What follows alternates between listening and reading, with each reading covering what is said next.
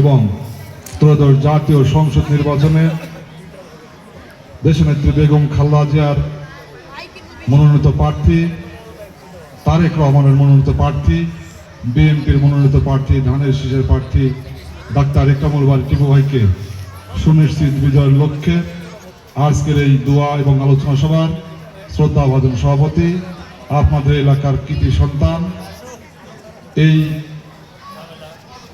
বিদ্যাপীঠের সম্মানিত শিক্ষক শ্রদ্ধা বড় ভাই মমতাজ, মঞ্চে উপস্থিত রয়েছেন আপনাদের এলাকার কৃতি সন্তান, আমাদের প্রিয় বড় ভাই, আমাদের অহংকার, আমাদের গর্ব, মান্দা উপজেলা বিএনপির সাবেক বারবারের সভাপতি প্রিয় বড় ভাই মখলিসুর রহমান মকে ভাই, মঞ্চে উপস্থিত মান্দা উপজেলা বিএনপি যুবদল, ছাত্রদল, বিভিন্ন পর্যায়ের নেতৃবৃন্দ, বিশেষ করে এই এলাকার ধর্মপ্রাণ মুসলিম ভাতৃবৃন্দ, মা ও বোনেরা, সবার প্রতি প্রাণপ্রিয় সংগঠন বাংলাদেশ জাতীয় যুবদল মান্দা উপজেলা শাখার পক্ষ থেকে সংগ্রামী শুভেচ্ছা সহ সালাম, আসসালামু আলাইকুম।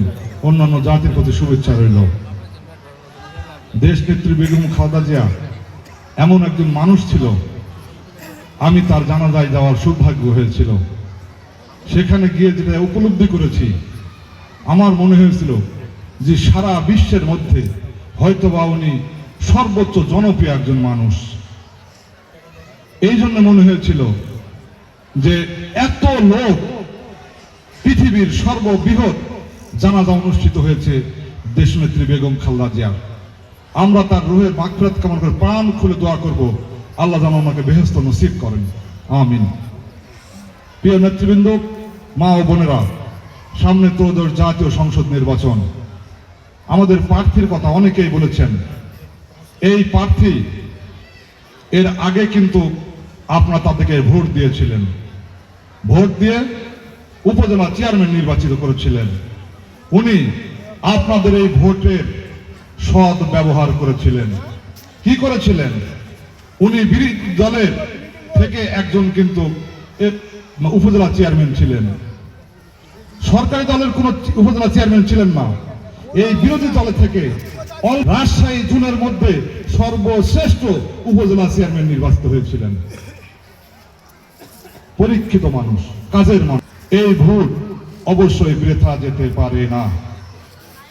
বিএনপি ক্ষমতায় যাবে, আমাদের নেতৃবৃন্দ বলেছে, আমরা যদি এইখানে উপজেলা চেয়ারম্যান সাবেক ডাক্তার ইকরামুল বারী টিপু ভাইকে আমরা যদি নির্বাচিত করতে না পারি, তাহলে আমাদের দুর্ভাগ্য। কেননা দল ক্ষমতায় যাবে, আর আমরা যদি এখানে যদি ধানের শীষের প্রার্থীকে যদি নির্বাচিত না করতে পারি, তাহলে কার মাধ্যমে আমাদের উন্নয়ন হবে?